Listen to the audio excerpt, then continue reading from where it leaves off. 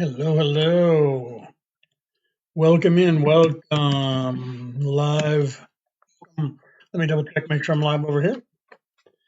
Let me double check to make sure I'm live over here. Not seeing me live over here. I'm going to have to look for it, aren't I? Welcome, welcome. Everybody's live right now. Looks like everybody's live. Who else is live? I'm live. Welcome in. There I am. All right, hold on. Let's get in here and check the audio, right? My phone's being slow. Welcome, welcome, welcome. Welcome in. Say hello. Welcome. There we go. Okay. All right. Welcome in, everybody. Welcome in. Say hello while you're here. While you're here, pop in and say something. Ask me your spiritual questions. That's what I'm here for. Maybe that's in the way, right? Maybe that is in the way. How about I move this to the other side of the screen over here? How about that? How about we put that over there instead? What do you think? I think that looks better. I think it's going to be in the way no matter what I do, right? Just because of where it is. Maybe I'm used to it being over here in the corner, so I'm going to leave it over there in the corner. What do you guys think? I'll make it a little bit smaller. Welcome in, everybody. Say hello while you're here. Thank you, my wife. My wife's here. She came in and said hi, and thank you for that, baby. Right? All right, let's get some people in here. Let's get this thing moving, right? Let's get some people in here. What are you guys up to today? I'm a little bit late. I was messing around doing stuff. I had a little bit late going live today. I was going to go live probably about almost an hour ago now, but I had to run around and do some stuff, make some coffee. So I had some coffee to drink. Then I had a cat that wanted in and all kinds of crazy, weird stuff, right? But I'm live. I was going to go live yesterday and didn't end up going live. I had a lot of stuff to do. I apologize to everybody that I haven't been on here since the 2nd, and today is the 16th. So it's been a while. It's been 2 weeks, right? Been 14 days. So welcome, welcome, welcome. And ask me your questions. Otherwise, I'm just going to start talking as usual. I'll just start going until people start asking me something, right? Ask your spiritual questions. You see that? Okay. If you come in, say hi, tell me where you're from. I'm on at a weird time. I'm on during the day in New South Wales, Australia. So probably nobody from Australia is going to be in here because everybody's at work, right? So those of you over in the United States, I might be able to hit you guys 4 o'clock on the East Coast of America. That's 7 o'clock on 4 o'clock on the West Coast of America. So it's 7 o'clock on the East Coast of the United States, which means if it's 4 o'clock, then it's 1 a.m. probably in the UK. So you guys are all probably sleeping, right? So it's a weird time of the day where I'm going to catch everybody at night in the United States. Nobody in Australia will be on unless you're not working today or on a break, right? So thank you, baby. My wife is putting a bunch of good stuff in there for me to get the operation rolling here, right? So make sure you say hello, even if you're just scrolling by. Make sure you say hello before you take off, right? Let's get some people in here. Let's get this party started. I haven't shared this out, so I'm gonna have to share it out. I love you too, baby. I love my wife. My wife just tapped in the chat there. She said, "I love my Kelto. I love you too, baby. I love my Satori." Okay, so like I said, say something before you take off. Maybe slam on one on the screen there and give me a couple of hearts so we can get some more people in here. Let's get the party rolling, right? Let's get the party rolling. Okay, so what are you guys up to? All right, there's a lot of stuff going on in the world. We're not going to talk about politics, I don't think, right? Maybe we will, but I doubt it. Politics usually gets people freaked up and riled up, and then people start doing crazy stuff, right? Raf, welcome. Oceans 5, welcome, welcome, welcome. Welcome in. Tap on that screen there so we can get some more people in here because this is a communist platform and you have to jump through hoops to get people on your live. And the best way of doing that is doing a bunch of things on your screen, right? On the screen to get some people here. Okay. So what are you guys here? What are we going to talk about today? We got a lot of stuff to talk about spiritually in the world because there's a lot of you out there that aren't even paying attention to what's going on. If you guys follow me, you guys know that I post stuff all the time about spirituality, and everybody gets turned off by that word because the powers that should not be have equated that with religion in your minds, and religion recruits you. Spirituality waits for you to find it. I wrote a book about it. It's right there. See that right there? Boom, right there. The reality about reality, returning to the old ways, is about that. Okay, so what is going on here? What is the reality about reality? Reality about reality is that there are evil people on this planet who have taken control of this planet. They think they own it, and they have edited all of your sacred texts and your Talmuds to get you to believe that you are all little by your onesie, and that you're stuck here in this little place because they're keeping you captive, okay, in this place, and they're not letting you go anywhere by not allowing you to realize that you're a free person, not allowing you to realize that you're more than this physical plane body, this physical body. They got you convinced that this is all there is, and that you only have one of these, and they own it, and they own you, and they own everything else. So you just live your life thinking that you're a piddly little teeny pissant in there underneath the boot and ready for them to stomp on you anytime that they get annoyed with you. But it's actually not that at all. It's not anything like that at all, but you're unaware of that. How does this all work? Let's get into that, right? So if you guys are paying attention to the screen when you pop in here, you'll know that I'm actually coming to you from a completely different plane. I'm not just some guy who's standing here who thinks he knows what he's talking about, or sitting here who's like, I got a theory, I've got a dream the other day. None of that's happening. Frankie, welcome in. Before you guys bail out of here, hit a button, right? Hit a button before you bail out. Ask me some questions. Don't be a bunch of pussies and sit around and just watch and don't ask any questions. What do you guys want to know about? Speak up and you'll get an answer, right? This is a freedom. This is free. I'm trying to give you the free information on how to escape this place. And you guys just sit there and scroll up looking for a kitten with a bazooka firing at grandma across the street, right? So if you guys want to figure out how to get out of here, all you have to do is ask questions and stand up to the microphone and say, hey, I don't think you know what you're talking about. How do I get out of here? And then I'll give you some answers about how to get out of here. It's actually very simple. I wrote about it in this here book right there. I wrote about it there, and I also have it on my podcast, which I don't have the symbol up for it right now on the screen, but I can put that up. It's called Orion Rising. Right? If you guys want to know how to get out of here, all you have to do, thank you for that. Who gave me that? Natalie, welcome in. Welcome. Share this out, Natalie. Oh, I said those words. The communists that are in charge of this platform are going to get mad at me because I said that, and they're going to diminish the amount of people I can have in here because I said words that they're afraid of. Why are they afraid of words? Let's talk about that for a minute, guys. Why are the powers that should not be afraid of certain words put in a certain order? You know why? They're afraid of questions. They're afraid that you're going to question everything about yourself and question their authority. Why is that? Because they're deathly afraid that if you start questioning anything, everything, doesn't matter what it is, guess what will happen? You'll start thinking for yourself. Critical thinking is not what they want. Critical thinking is the thing that they want to stifle in you and me and everybody else.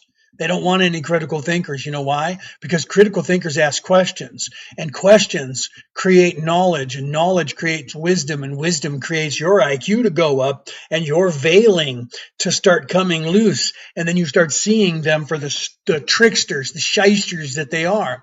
You start seeing them for the desperation and the fear that is driving them to try and keep control over you, me, and this entire planet. But they're losing that control. You know why? Because people like me are telling you to start thinking for yourself, and you guys are starting to think for yourselves, because there's a bunch of us around the world that are saying, hey, what exactly is going on this planet? What exactly is this? Turn off that television. Turn off those 1,000 channels of crap that everybody keeps programming for you. There's a reason why they're called programs. Right? And then stop scrolling with this algorithm. They have an algorithm that's controlling you. They have an AI bot that's telling you what to look at, when to look at it, and where to look at it. And it gives you more of what you like. Why is that? Because whatever it is that you like, they're cashing in on, Jack. Okay, so ask me your questions of what's going on, or I'll just continue to continue speaking here. So what's going on here? You were something else before you were a human, and all of a sudden you became aware of yourself. And then you woke up one day and you were a human being.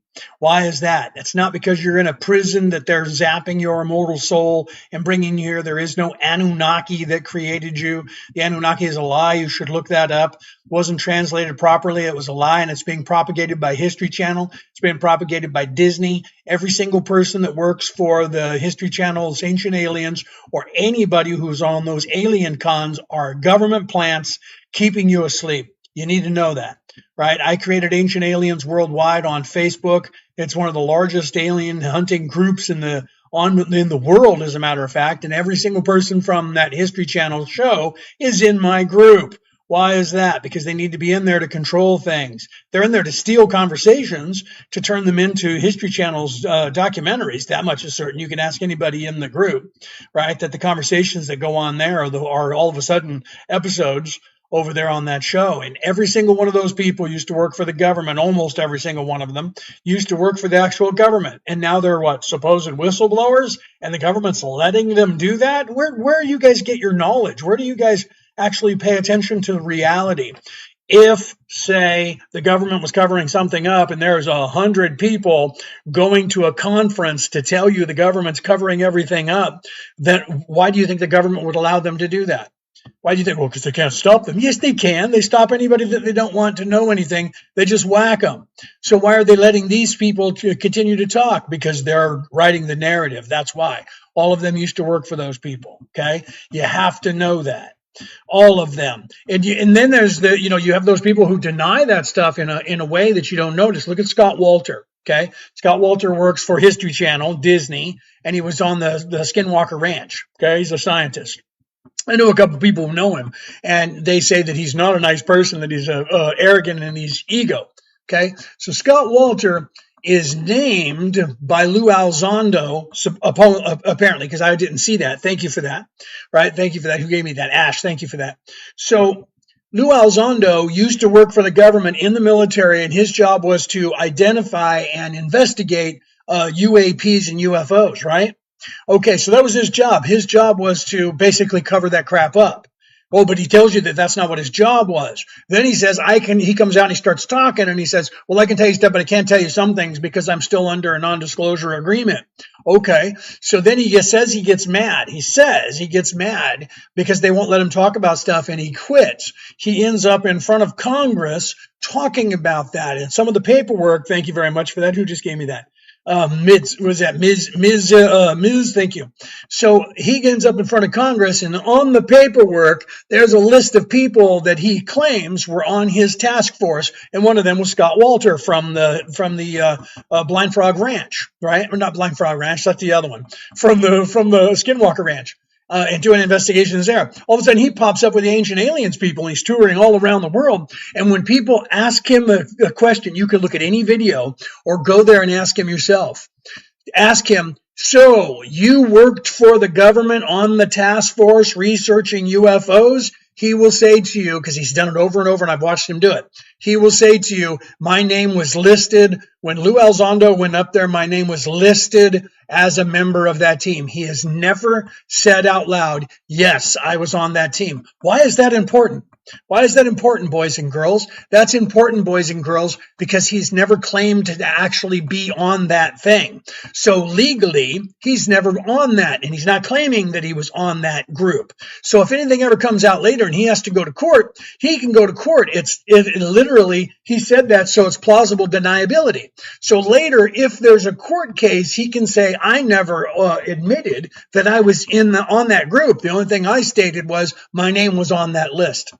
Otherwise, he would have said, absolutely, yes, I was on there. He's never said that. He has always said my name was listed. Why is that? Okay. So you have to actually pay attention to that. Okay. So why is that important? Why is that important? Because the man is now touring around and talking about ancient aliens, and so's Lou Alzondo all of a sudden. And a guy that worked with him on the actual task force of investigation, who was the one who coined the phrase, I don't remember his name, he's the one that coined the phrase UAP, because everybody thought that UFOs were silly, and no one listened to them. When you said UFO, they went, yeah, wackadoo. So then he changed it to UAP. And they even talked about that together when the two of them were together, because he's a friend of what's his name? So literally you have these people that are government plants. I said the same thing about Dr. Stephen Greer a long time ago, long time ago, in a galaxy far, far away. I said, if Dr. Stephen Greer started out and he was a doctor, because he was a surgeon, and then he left and he started chasing UFOs. His claim is he started chasing UFOs and he was meditating and had a whole crew of people, and the government came to him and said cease and desist, and he said no, so the government came after him. Okay, so here's his story. Okay, the government told him, cease and desist. You don't have the rights to talk to aliens. And he said, neither do you. You're not the spokesman for the world. So everybody in his entire group, including his wife, got cancer and died. He got cancer and he didn't pass away. So he claims that was their attempt to get rid of him and stop him. The next thing he says is that he's working for the government as a liaison talking to aliens. So what? You can't beat him, join him? So the government offers him a job after they threaten his life, and all of a sudden he takes the job and he's going to work for, now he works for the government. And you can go back and look at him talking about that during the time of Clinton being the president. Because he had, one of his statements he said was, one day I was in a room talking to an alien and I walked out the door, and as soon as I walked out the door and closed the door and looked up, Bill and Hillary Clinton came walking up, and they were president at the time, and said, are aliens real? Because you're the person to talk about. And I looked at them and said, no. So he was lying to a president of the United States and saying aliens weren't real while he was working for the government with aliens who were in fact real in the next room. And he was claiming that. Now all of a sudden we're supposed to believe that he's a good guy again because he left working for the government and retired there, and now he's trying to blow the whistle on the government.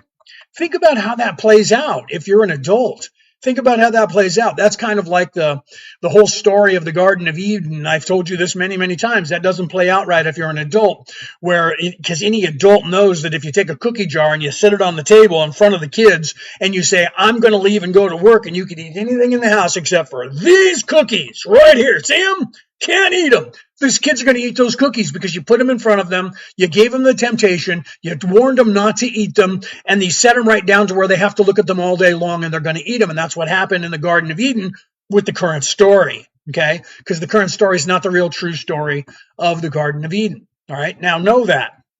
I am a theologian. I have been studying religion my entire life, and I have 4 religious titles in 4 different religions. So I'm not coming to you. I was knighted by the Roman Catholic Church. I'm not coming to you from the standpoint of some crazy guy who just has a theory, who's talking about this stuff. I come to you from a person who's been researching not only UFOs, but religion my entire life. And I teach spirituality, not religion, because religion recruits you. Spirituality waits for you to find it. Okay? So it wasn't an apple, that's for sure. No, it was supposed to be some sort of fruit. And people say apple, some people say cherry, some people say, you know what I mean? It was supposed to be eating from the tree of life. So they were saying that they were eating from the fruit of the tree of life. And everybody turns that into a third dimensional construct and says it was whatever, apple or whatever, like you were saying. Okay, the story's not even true. The story is about the dissension into having a veil, being veiled, not having a memory and not knowing who you are. That's what that story is about. But they used it to control you by saying that it was the woman's fault, pointing everything at the woman and going, Adam would have never eaten from that jar of cookies if it wasn't for her and that stupid dog, the serpent, who slithered in. And then the serpent, first of all, let's start with, hold on, let me rewind. God, who is all-knowing, all-loving, all-creating, has no idea that the kids are going to eat out of the cookie jar he put right in front of them, doesn't know there's a serpent in the garden, doesn't know that serpent is supposedly someone who can talk to people and tell them to eat from the tree of life and tempting them. God doesn't know any of that. So God's a moron. God is not all-knowing, all-loving, all-everything. Okay? So, right, well, it would have been anything, truly, mushrooms. You're absolutely right, Nord. Mushrooms would have been, because we've been eating mushrooms in every religion or something similar with those things, right, in it, like psilocybin, DMT, ayahuasca, all of that stuff forever, if you look at every religion, to expand the consciousness of the human condition. It doesn't matter the religion, they were all doing it. Okay, they all had something. Purple lotus in the east, the mushrooms in the north, and you know what I mean? So it depends on peyote in different places. So it depends on, if you look at any religion, they were doing it. Okay, the Christian religion may not be, because by that time they weren't imbibing, stuff to expand their consciousness by that time, but they continued doing that.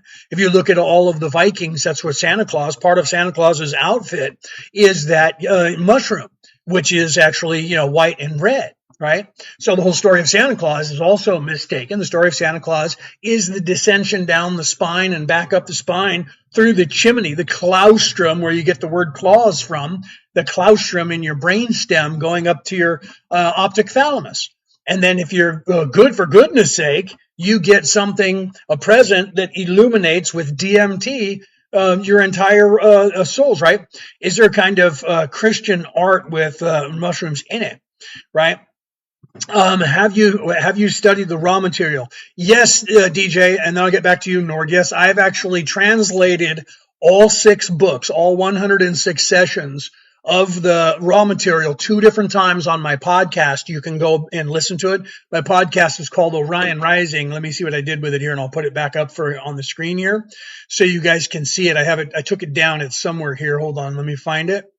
And I'll put it back up on the screen here. I don't know where it went now that I'm looking for it. It just disappears. And maybe this is it. Let me see. There it is right there. Here's my podcast. I'll put it right here for you. It's called Orion Rising for you guys to see that. If you go there, it's free. You can listen to it anywhere where you listen to a podcast. Or you can watch the MP4 version of it on YouTube under my name.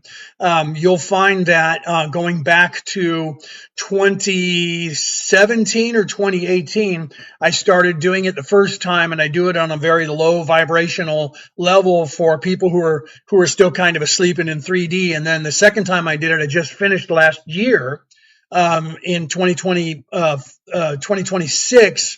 2025, at the end of 2025, last August, I finished, or September, I finished doing it the second time. Both times it took me like 2 years and 10 months doing it every Friday. Do I do books? Yeah, I have this book right here on the screen. This book right here, The Reality About Reality, Returning to the Old Ways, and Orion Rising is actually a book. This is my latest book.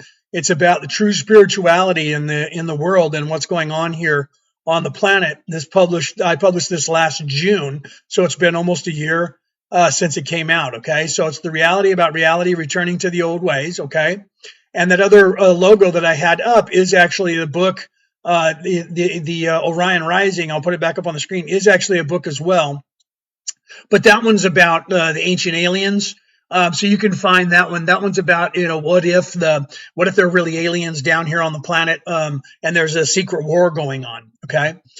Penny, how you doing? Brooke's not here right now. She's at work. How you doing, Penny? Welcome in, welcome in, welcome in. People need to know about what it says about Lincoln and Jesus. Absolutely. I've talked about that many, many, many times, about Lincoln being a walk-in, right? Yeah, you should look that up. People need to know about that. People need to read about the Law of One. A lot of people try to say that stuff was a crock, but I talked about it also. Now that the disclosure stuff starting to come out about the supposed non-incident at Roswell, New Mexico. If you guys heard of McElroy, the woman who was the nurse where it didn't happen, where there wasn't an incident in 1947 at Roswell, New Mexico, and there wasn't quote unquote fingers, and there wasn't an alien that didn't survive that, and there wasn't a 3-week interrogation by this woman. I got a hold of the stuff that was put together, and I actually translate that for you as well. The entire conversation with that alien called Errol. That's also on my podcast, Orion Rising. You guys can take a look at that. That's up there. I translated things like the Emerald Tablets of Thoth, the Corpus Hermeticum, the Hermeticus. You guys should take a look at that stuff too. I talk about every kind of religion, every kind of spirituality on the face of the earth. But just in this book is my first book on spirituality, The Reality About Reality over there. But that's about true spirituality. So yeah, I do that. Those are on ebook. I don't have them on audio yet, but they are on ebook around the world, and you can get the hard copies. And if you're here, I'm in New South Wales, Australia. If you're in New South Wales, Australia, I have hard copies sitting here in my bookcase, which is just off screen over here, that we sell when we're out and about. On YouTube, it's under my name. So if you go to YouTube, my YouTube channel is my name, Leonard O'Neill. You'll see my picture there, and you'll also see the logo here on this side of the screen. The Merlin and Maeve logo is in the background, on the wallpaper. So you can go there, and like I said, look me up there, Leonard O'Neill. You can look up that there, and you'll see and I don't have the link, or I would put it up, right? How are you doing, Penny? Right. So yeah, I would have to look it up. Let me look it up and I'll link it in the thing to the crowd. I'll tell you what it is. Let me look it up my YouTube channel and I'll tell you what it is actually. What you guys would look up to find me here. Hold on. Let me log in. My YouTube channel name is at Leonard O'Neill, no spaces, right? Leonard O'Neill, and then 1067. That's what you can find that. So let me type that in the crowd, right?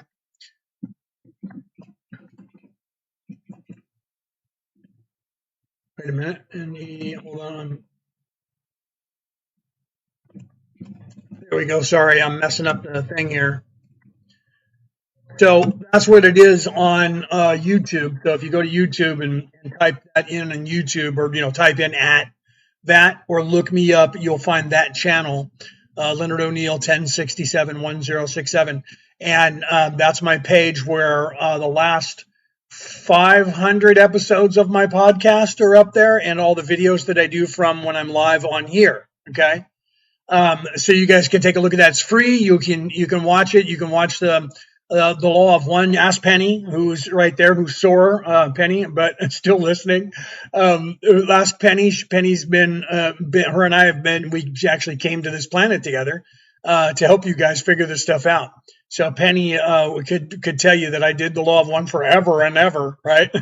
So yeah, you guys need to take a look at that. Listen to that. I translated it. Like I said, the first time I translated it, those videos I think are still up because YouTube keeps trying to deplatform me. They did once.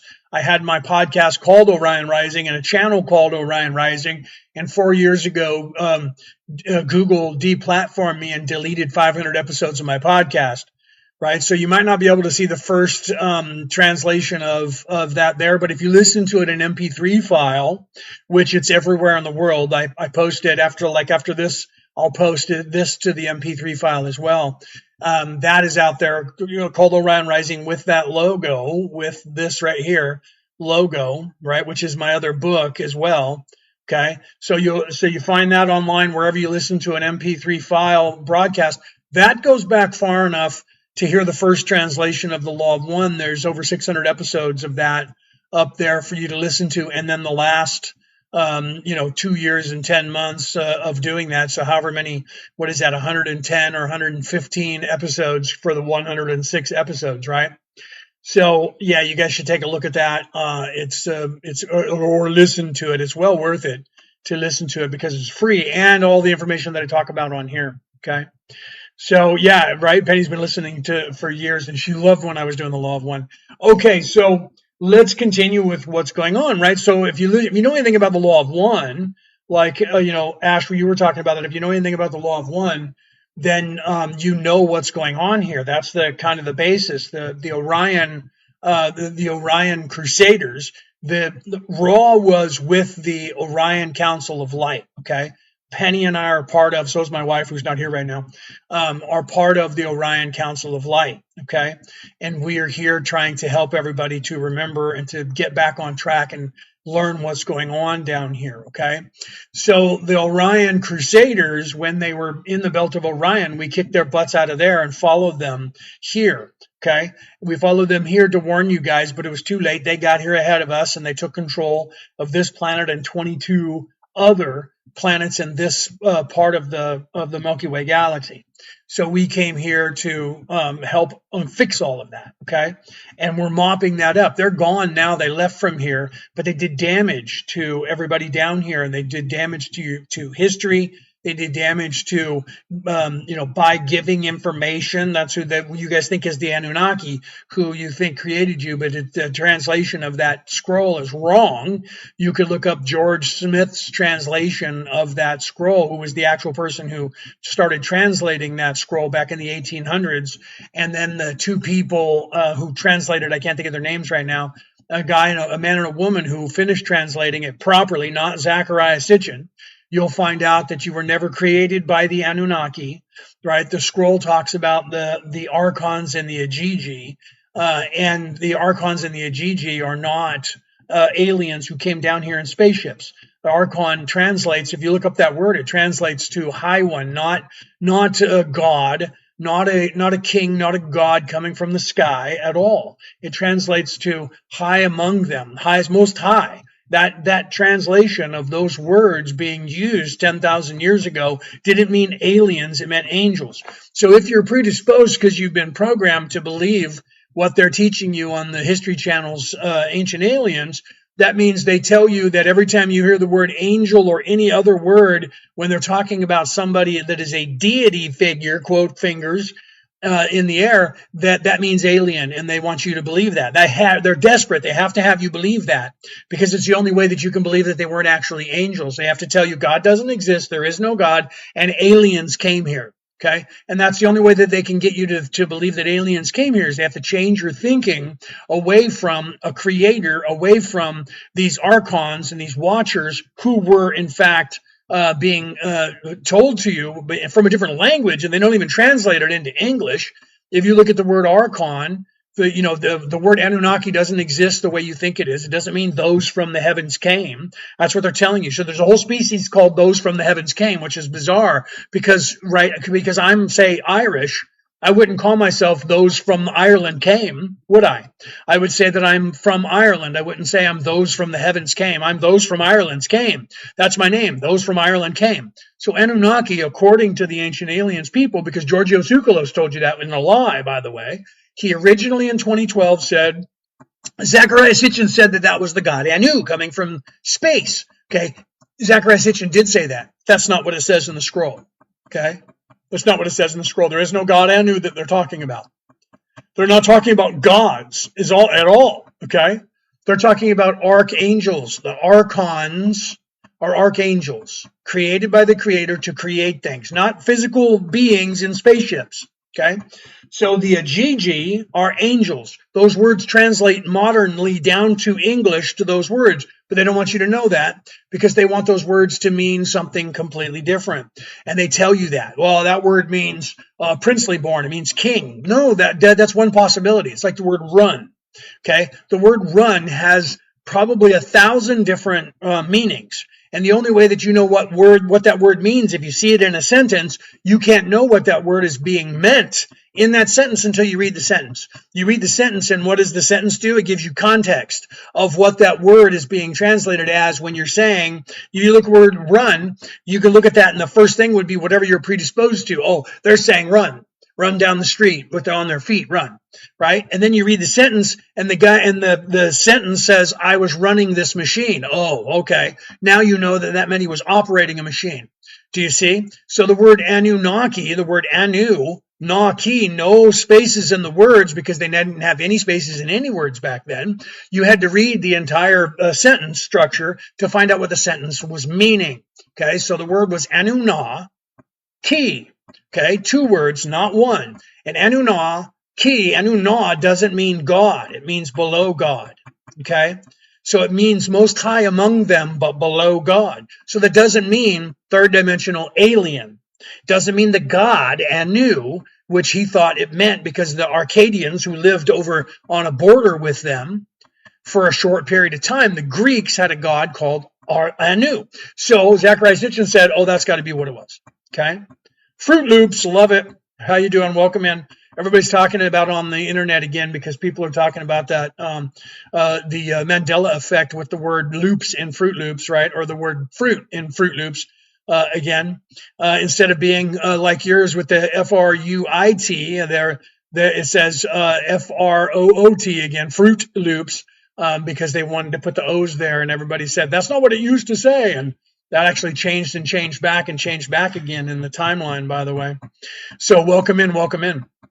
Okay, so Zecharia Sitchin lied when he translated the word Anunnaki, and he said it was the god Anu who came down from heaven. So in 2012, Giorgio Tsoukalos of Prometheus, working for History Channel, which is owned by Disney, he said at that point, repeated that, the god Anu came down to earth, which was a lie. He knew it was a lie when he said it because he knew the translations, or he never looked at the translations. So everyone who's telling you that the word Anunnaki means those from the heavens came or the god Anu either is lying to you outright, or they just do not understand the actual translation of the words. And they're not going to look it up because they're making money off of telling you Anunnaki means aliens that came down to earth, and it's actually not true at all. Okay, so who is Atar, King Sargon the 11th?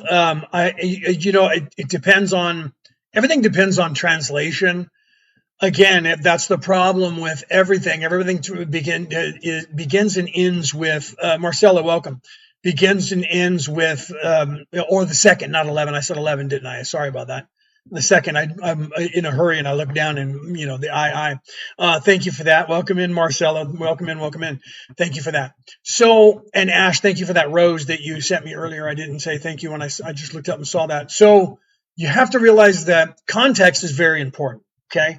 As a theologian, as a person who studied mythology, as a person who studies history, when you look at things, you have to look at things. Here's the example that I love to give. When I was in Philosophy 101, which was taught by a monk, by the way, there was there's pictures of me dressed up as, with the brown monk outfit and the, rope as a belt. No joke, no word of a lie. And the monk was teaching Philosophy 101, and the first thing he said in there is the first rule of Fight Club. No, I'm kidding. He said the first rule. I'm a historian, but I don't have a bachelor's or a master's degree in history. So I haven't gone and gotten a piece of paper on that. Okay. But I do, and I have studied history my entire life. You can't be a theologian and try to study religion without studying mythology and without studying history. You just can't do it.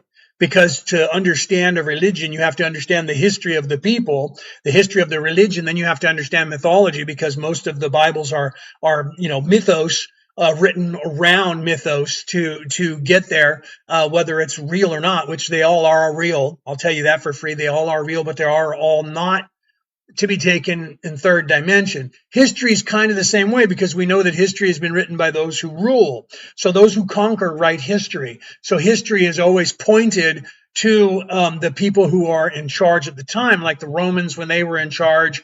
The people who think, the oligarchs who think they own this planet now, they're rewriting history so that their people have the way, or whatever you want to say, right? So you have to realize that when you're trying to study a religion, that it's kind of the same way. The religious history is going to be a doctrine that the church is going to set down. So it's hard. I was knighted by the Roman Catholic Church. Sorry, I have two cats in the house, and one of them is looking at me over here because he wants me to put him back outside, but I'm not going to do that right now. The Roman Catholic Church in 329, Constantine, the emperor of Rome, decided that Christianity, because he was inventing it basically, was going to be the realm's religion. In doing so, they edited stuff, whether you like it or not. They took stuff out and put stuff in, and it was his history, right, Fruit Loops? He decided it, and he decided what the church was going to be going forward, right? So the church we know now, because of the Bible that came out from the Ethiopians, that all those books they claimed were crap and were never really in the Bible, quote unquote, were actually in the Bible. Right? Because the Ethiopians have been trying to show everybody since the 1800s, and people just don't know about that, right? Please tell us about that God is coming. God's not coming. Jesus isn't coming back. That was part of the lie that they told you. Jesus never said, wait here, I'm going to go get a bus. I'll come back for you. Jesus never said that. The quote that they used to tell you that, Natalie, thank you for those roses, and Fruit Loop, thank you for the roses. The quote that they tell you is God says he's going to come back like a thief in the night. That's a quote from John and Matthew, who were asking Jesus. So it's in Matthew and John, when they were asking Jesus about their illumination. He was talking about that you're going to see the light. And when you see properly, things will be different. And they said, when will this enlightenment come to us? And he says, I tell you truly, and this is in Matthew and in John, I tell you truly, that my Father says that he will come like a thief in the night. Not me, not I'm coming back. My Father said he will come as a thief in the night, meaning the knowledge, your enlightenment will come as a thief in the night, not when you're coming back, okay, when he's coming back. My dad just told me this, right? Your dad just said what I'm talking about to you? That's funny, because it's true. So there's nowhere in the Bible that Jesus said, wait here, I'm coming back. They edited the Bible out. Matthew, Mark, Luke, John.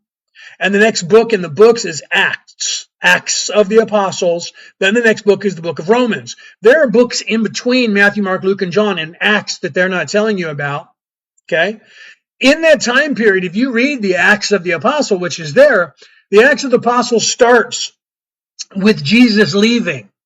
So Jesus came, was unalived, resurrected, and what they tell you is that he was here for a second and said, "Did your doubting Thomas touch the wounds?" And then he said, "Wait here," and then he disappeared. That's not what happened. He was here for 40 days, 40 days, teaching.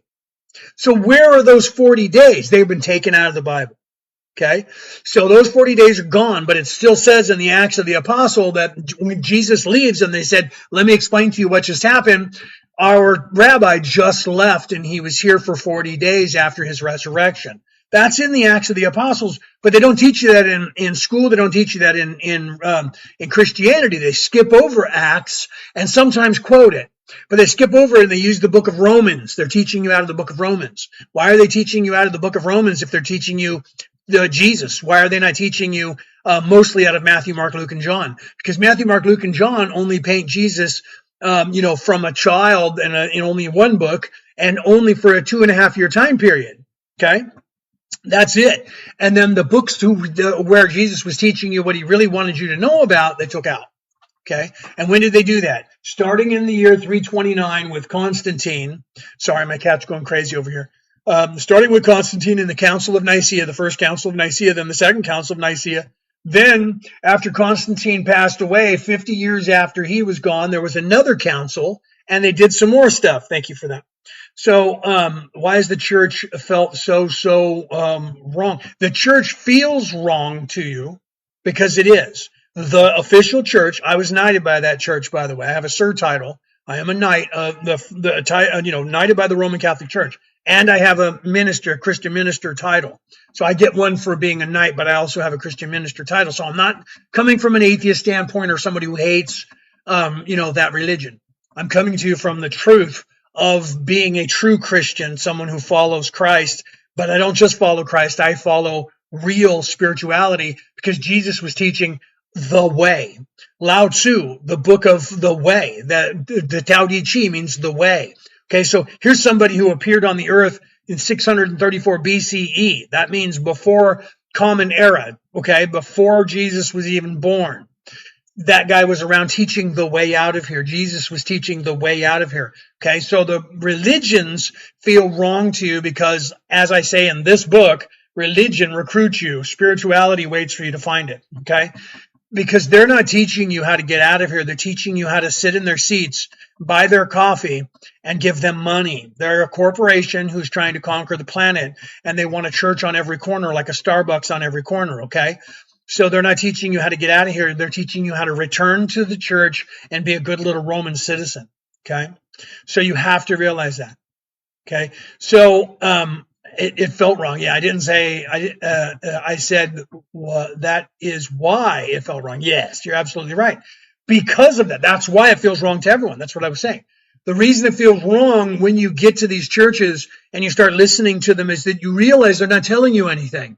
Because it's true, right? The Christian Bible, as it sits today, depending on which church you go to, only has like 63 books or something out of a possible 83 to 90 books.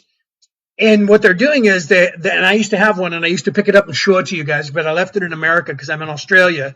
I moved over here to be with my wife, and I haven't gotten a new work Bible, right? So the work Bible that Christian ministers have up on the pulpit that they're talking to you from has a curriculum in it. It's a 2-year, a 3-year, or a 5-year curriculum, depending on your Christian church and what they use. And that curriculum just goes around in a circle and teaches you the exact same thing, and it does it on a 2-year cycle. But on the first year, you hear different passages than you do on the second year on the same month, say January. It will be a theme. Like September is usually the theme of September and October, somewhere in that area. Usually September is relationships. Okay, and that's what they teach you. And the relationship that they teach you is you have to have a relationship with Jesus, a relationship with God, and you have to have a relationship with other people and how you get along with your family and friends and wife and all of this stuff. Okay, and each one of those topics changes slightly year to year, but you'll find that if you write down every month when you come to church, what is the ministry about this month? And write down all of the things that they're telling you that it's about. You'll find that when you get to the next year, it's going to be about the same thing, but it's going to have different passages in the Bible. And if you wait long enough, 2, 3, or 5 years, you're going to find out it's going to be the same passages, unless they change priests and he comes in with something different, right? That's when I get, what is that? That's when I got pregnant, October, right? That's relationships. Think about that. If you were going to church, they probably convinced you to I don't know. I'm just saying. Okay, so Brooke, there's my wife again. She just popped back in. Hi, baby. I love you. She just said hi to everyone. She just popped in. So you have to realize that they've edited this stuff. And why have they done that? To control you. The religions themselves are literally done. Oh, Phyllis, hi. I didn't even see you in there that you popped in. Hi. And she's talking to Brooke, right? So you have to realize that they did this to you on purpose to keep you here. They did this so that they could control you. And that's what they're doing. Okay, so let's go all the way back to what we were talking about before. When you are studying, first thing that the monk said, if you're going to study philosophy, because it was in my philosophy class, if you're going to study philosophy, you have to, pardon me, you have to learn about the philosopher, right? Say you're going to study Aristotle. So you have to go, who was Aristotle? When did Aristotle live, right? Where did Aristotle grow up? So Aristotle was what? A Greek? So when did that time period exist? When was that? What year around? When did Aristotle live? Where did Aristotle live? What education did Aristotle have? So you have to then look at the political landscape, the historical political landscape at the time. What motivated Aristotle to talk about what Aristotle was talking about? The same thing with, say, Socrates. Then you come forward in time to Friedrich Nietzsche, right? German. So Germany at the time, who was Friedrich Nietzsche? When did he live? What did he learn about? What was the geopolitics of the day to motivate him? What was his motivation for learning? And what was he trying to do in life? You have to get to know that about the person, the author, so that you can figure out what it is that you're learning, right? And why they're writing and what they're motivated by. The same thing happens with everything. So when you look at, say, the Council of Nicaea, when did the Bible change? Why did it change? As a theologian, I have to look at that and say, this is when Jesus was on the earth.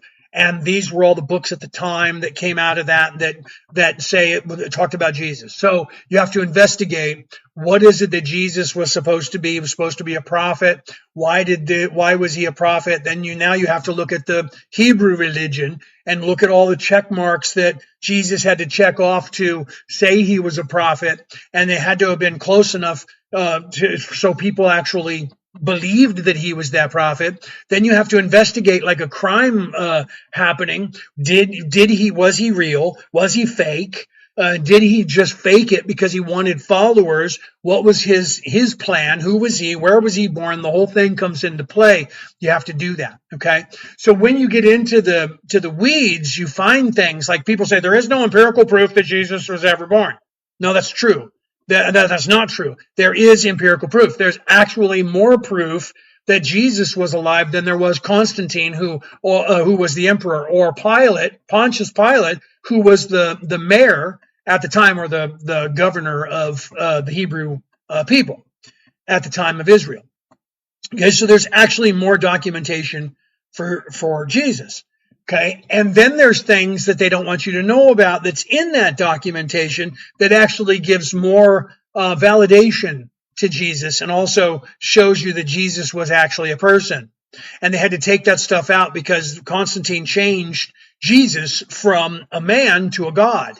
So they had to eradicate things and not let you know certain things about law at the time. So if you actually look into it, the physical law at the time, okay, at the time in that Hebrew religion, and if you're Jewish, it won't take very long to ask a rabbi. If you already don't know the answer to it, it wouldn't take long to ask a rabbi this question. At the time of Jesus, when Jesus was alive, let's say between the year 10 BCE to somewhere around the year 33 AD, in the Hebrew religion at the time, was it legal for someone to call themselves rabbi? And what did it mean to call yourself a rabbi and to be acknowledged as a rabbi? Were there certain conditions and laws that had to be checked off? There were. Okay, for a human, for a man to be called rabbi and teach in the synagogue at that time, he had to be married.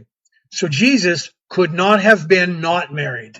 He had to be married to somebody, and everyone had to know who that person was. Okay, and to be called rabbi, which means teacher, and speak in the synagogue as a rabbi, reading scrolls and leading people on a mass, which he was invited to do. That's written down in Matthew, Mark, Luke, and John, and it's also written down in the Sanhedrin history of what was happening. You actually, what can you find Jesus? Wait, what are you saying? And people asking me questions and I'm not listening. My dad's saying made up Bible causation wrote. I just couldn't bring myself to mind to not believe in God, right? Well, you need to believe in God. It wasn't, the whole Bibles weren't created. They're not fake, right? What source can you find Jesus was a real person? If you look up Roman law, there's stuff written down by people, not just Matthew, Mark, Luke, and John. There are different people in the Sanhedrin at the time. If you look at the people who were in the church at the time, the Sanhedrin is the head councils of the Hebrew church. There's documentation there where they were investigating Jesus because of who he was and him getting into trouble. So there's actual documentations of people saying this guy Jesus was creating a commotion and he was saying these things and it's an affront to God. And there was minutes. They took minutes of their meetings and the Sanhedrin was discussing Jesus. So in that 2.5 year time period when Jesus was alive, there was a lot of talk and investigation by the Hebrew people who were in charge of the religion at the time. There was a whole bunch of information there just by them. Then you had the Romans. Romans were meticulous at keeping records. So you can look that up in history and it's actually there. Constantine talking about it, his wife talking about it. Many people who witnessed stuff wrote these things down. So it wasn't just the 12 apostles that give proof of Jesus. There was actually people who witnessed Jesus in different places that wrote down there was this guy who said this stuff. Okay, so you can look that stuff, right? I just cleared up years of questions for me. Thank you, Chris. Right? Yeah, I saw that. Yeah. Oh, okay. Sorry. I thought I heard my phone telling me that somebody was moving because I tracked my wife and we track one another. Then I had a car drive up out front and I thought, well, who is that? And my wife just said that she is sick. She got sick at work. And so she came home. She's got the plague, which we figured she probably was getting that, right? My dad just said, read, what is that? Ethiopian. Yeah, read the Ethiopian Bible, right? Yeah. I haven't read it yet, but I'm going to get a copy of it because of that. Because that's got like the Book of Jubilee, that's got the Enoch, that's got even past that, it's got all kinds of stuff. I have read all of the Dead Sea Scrolls, right? So the Nag Hammadi, all that stuff that they claimed was bullshit that they took out. Well, guess what was in the Ethiopian Bible? So he's right in that, right? So yeah, and because of, right, yeah, getting wild. So because of that, they've been trying to get people to look into it since the 1800s. I have looked into people who are looking into it and watched documentaries of them filming them looking at those scrolls, the actual scrolls that they have in the Ethiopian Bible that's based on what they have in their Bible. Okay, so that's been going on since the 1800s, and I've read documents of people saying they went there and this is what they found. I've read many people. There's my wife. Come over here to the. So you got sick and came home, baby, did you? And now she just infected me. No, she already did that anyway. I probably gave it to her. She's not feeling good. So I thought my sound said that you were moving. Okay, so the Ethiopian Bible is now blowing the lid off of 2,000 years of control and manipulation by these people in different places, right? So you have to, yeah, you're right. I don't know what Phyllis had said, but or to Hannah, right? Yeah, trying to make sure that you're safe is not going against God, right? So I didn't need it on before, but I don't think I need it on anymore. There wasn't enough sun coming in, but it looks like there is. Sorry, Brooke is asking me questions, right? Yeah, Penny said not feeling well is going around. I also haven't felt good. It's, I mean, let's talk about that, right, guys? Let's talk about that. There's a design, an influx into certain things on this earth that are making us all not feel well. And I can't go into too many details because the powers that should not be, quote unquote, fingers, don't want me talking about that on air, right? So, yeah, the Catholic king, right? So the Catholic king translated, you're talking about King James, right? Translated and removed stuff. Yeah, it's Constantine did it first, and then maybe chemtrails, Fruit Loops. So you had Constantine change it in 2 councils. That was 329, right? 329 and is 327, 329 AD. Okay, so we're in the year 2026 AD, 329 AD. Constantine started editing. Then after he died, a few years later, 50 years after his death, so he died about I think it was 10 or 15 years, maybe 20 years after he edited it. 50 years later, so 70 years after 330. So in the year 400, edited again. There was another council, right? That went on. Then in the 1100s, so we're looking at in the year 400. Then a few, then years later, edited again, and then in the 1500s by King James, edited again. So then we have it until now. Then we have the New International Version, the NIV version, which was edited again. They change words so that small things, small details change. Okay, and people don't think about that, like the story of Adam and Eve that I talked about earlier. Okay, the story of the 666 being in the Bible. They don't want you to know about that. They changed that story, right? So if you read in the New International Version of that, it says, let him who hath understanding reckon the number of the beast, for it is a number of man, and its number is 666. So that says it's a human number, right? For it is a human number. It's just a number that we use as humans, and it's 666. Well, that means the devil, right? That's not what it means at all. It means the beast. It doesn't mean the devil. It doesn't mean Satan. It doesn't mean Lucifer. It means the beast. Okay, and that's what it was said. Well, what does that mean? Okay, exactly. So the thing is, they don't translate that for you, and it sounds like it is one of our numbers. It's a mathematical number, 666, and that's the number of the devil. Okay, it's not what that's translated wrong. The actual translation is, "Let him who hath understanding reckon the number of the beast, for it is the number of man." The number of man, and its number is 666. Okay, and that means 666. Okay, so what would it mean if you change that word from a human number to the number of humans, the number of man? Okay, not how many people are on the earth. 666. How is that important, and why is that important? It's important because we are a carbon-based unit. This reality is made up of mostly carbon-12. What is carbon-12 made up of? 6 protons, 6 neutrons, and 6 electrons. 666. Okay, so the number of the beast is physicality. Physical, third dimension reality is the beast. We are the living beast. We are the beast, beastly, living as a beast. Okay, so 6 protons, 6 neutrons, 6 electrons. You can look that up. Okay, true story. Okay, we are a carbon-based unit. This is a carbon-based reality. Carbon-12 is made up of 6 protons, 6 electrons, 6 neutrons, 666. So the beast, physicality, third dimensionality, 3D reality is the beast. Okay, non-spiritual, living in the flesh, is eating of the tree of life, because you're eating of the physical plane. Okay, they were supposed to be teaching you that, and they were not teaching you that. The way that Lao Tzu, the Tao Te Ching, the Buddha, Jesus, all of these people, Moses, Thor, right? People don't realize that Odin was crucified. Odin did the same thing that Jesus did. Thor also sacrificed and did the same thing. So Odin was the All-Father, the father of Thor. Odin came down to earth in physical form and was crucified on a tree, died and was resurrected and went back to Valhalla. Then he sent his son down.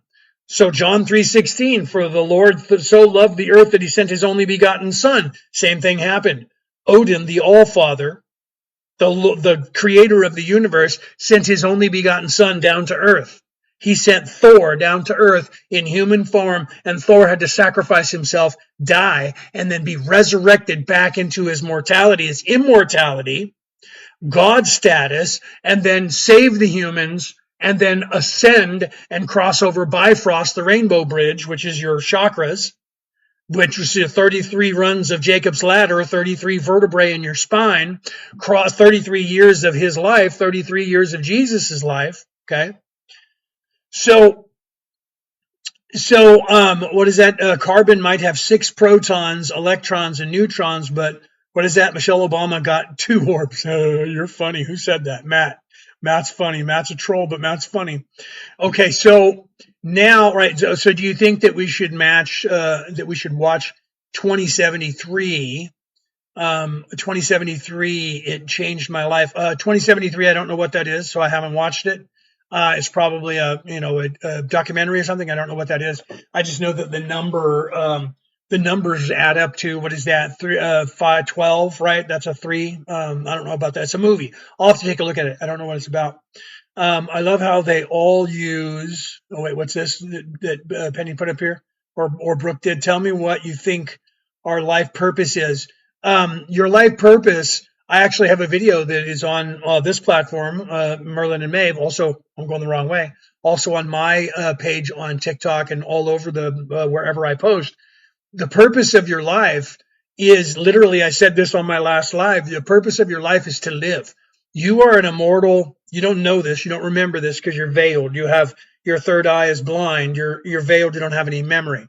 So you have amnesia. You think this is the only life that you have because you're living in the beast. You're living in the third dimensional reality. The meaning of life is what you make of it. You're here so that you can live and have these experiences. You're supposed to have these experiences and live. But at some point, you're supposed to remember that you're not just this physical thing, that you are actually immortal and that you are a light being that is having this experience. You're supposed to graduate to that thought process. So the meaning of life, there is no meaning to life. You're supposed to give it meaning. Joseph Campbell said that. You should look into who Joseph Campbell was and what he talked about as well. Okay. So where's the mother, right? Are you talking about Brooke? She's in the other room, I think. She said she wasn't feeling good. She might have gone in to lay down. I don't know. Unless you're talking about like the mother creator, right? Mormon, right? Is that what you're saying? Mormon? So the mother is the feminine. I don't know what you guys are talking about, but I'll go down that road.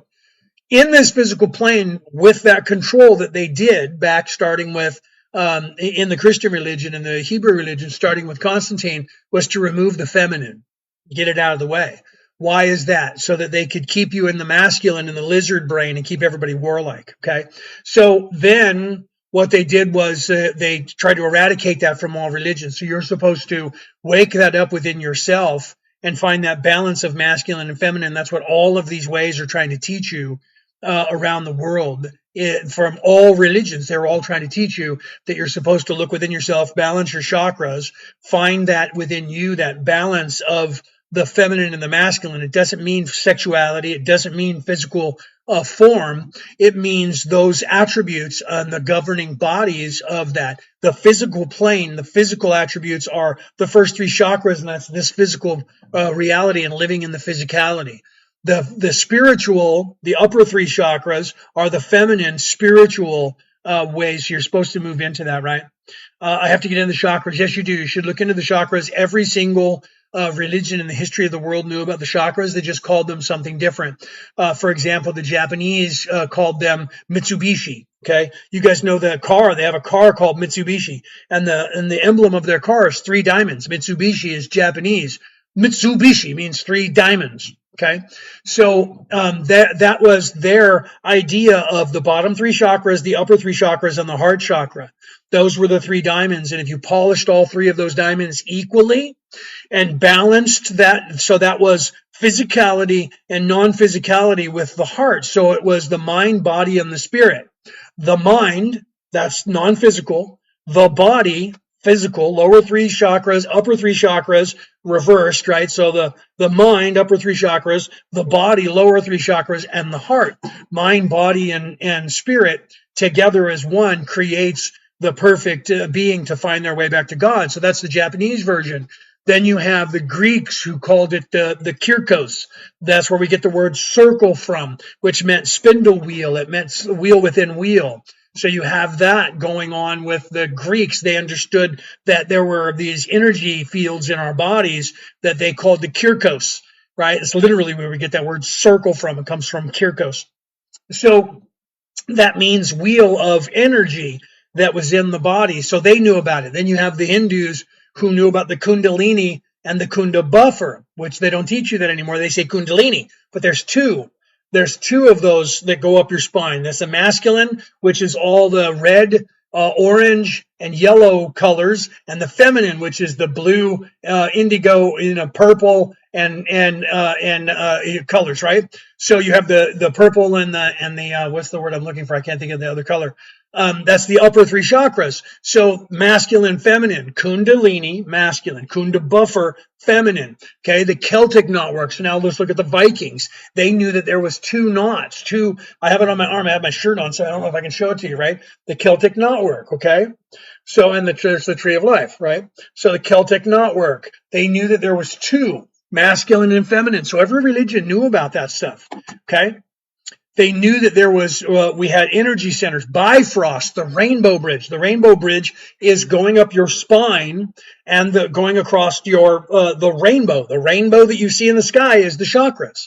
It's the same color coordination as the chakras. It's inverted from our perspective. So when we see the rainbow, we see the purple first, and then it goes up, to the red.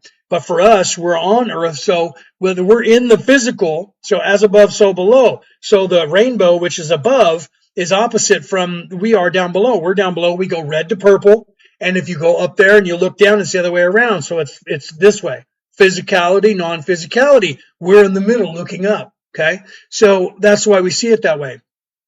Okay, so what is this? It taught me how to do Kundalini yoga. Electricity ran up my top of my legs. Yes, it goes from your feet up to your head. So if you're doing yoga, if you're doing meditation is the same. Meditation, what you're trying to meditate towards is that place in your mind where you're quieting the mind. How do you quiet the mind? You quiet the mind by raising your vibration to a spiritual level. So the thinking mind, right? The thinking mind, the ego and the conscience, the devil on your left shoulder and the angel on the other shoulder become quieted because you're moving into the place of the observer, the witnesser, that which is in control, right?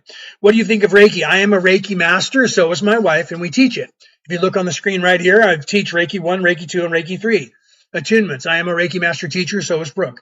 So Reiki is just Japanese for the direct translation is light energy. Rei, energy of and ki. So like the Chinese chi, right? So the chi is energy, the ki is energy. That's your personal energy, the energy of the universe, and then the Rei is the source. So it's source energy, light energy from God, from Creator. Okay, that's what Reiki means.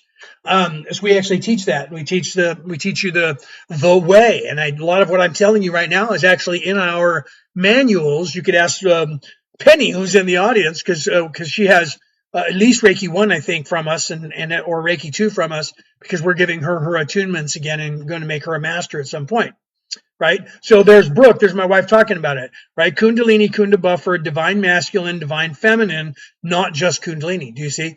because Kundalini is what they tell you. It's just one word. It's like saying Kali Yuga, not letting you know that the Kali is a time period, and then Yuga is what is happening. So there's different Kalis. Because Kali is a time period, so Kali Yuga is actually, the ancient words from Sanskrit, or maybe Aramaic, probably Sanskrit, because it originated there, and now it's Hindu words. Kali Yuga would mean time of trouble or time of tribulation. Kali is time, and they don't tell you that. They tell you that you hear that word Kali, and you think that it means something different, and you don't realize that it means that. So learning, this is the point about being a theologian. If you are trying to learn and they tell you Anunnaki, you should research, not just listen to what they're telling you. So your research can't be watching videos from History Channel's Ancient Aliens, because you're only going to get that narrative that's wrong, that was a lie. You're not going to get actual facts from the people who actually translated those scrolls.